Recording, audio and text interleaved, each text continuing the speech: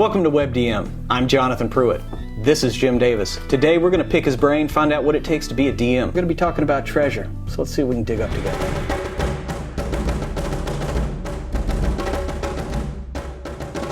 So Jim, when it comes to treasure, do you give till it hurts? Or is it too much of a good thing? They're going to definitely be too much of a good thing. I mean, I think that you want a Goldilocks. You want not too much, not too little, just right. And that striking that balance, you also want to have some custom items, some items that are like meant. This is clearly meant for this character, and other times where you're just like, let's just do random and see what happens. A lot of times, a random magic item can really shake up a game. Sometimes for bad. Yeah. Deck of Many Things is largely not ever going to find its way in a random treasure hoard anymore because they tend to just really wreck a campaign.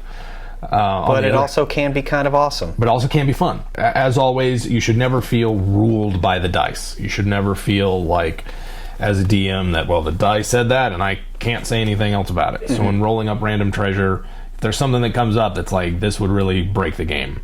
Yeah. Or this would, or even not break the game, but like this would change the game in a way that, you know, it might not be a good thing. From our own experience, playing together, I had a monk. I got Boots of Striding and Springing. Yes. This was 2nd edition, so the way it was worded, it got to where I was moving like a whole 2 football fields. Yeah. And I could never be touched. Yeah.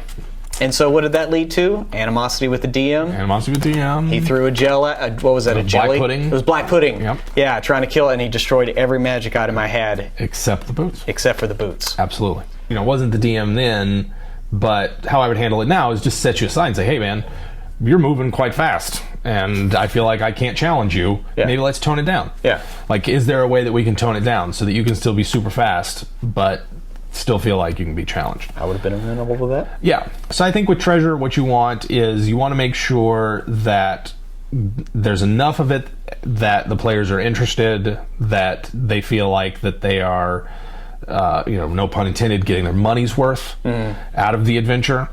That was gold, Jim Davis. There you go. As real Jim.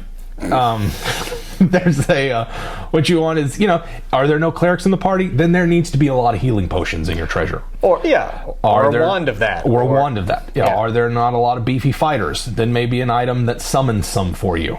Yeah. Do you not have a wizard? Maybe you need something so the players can identify stuff. Exactly. Because as we all know, or at least I know, do not put on an item.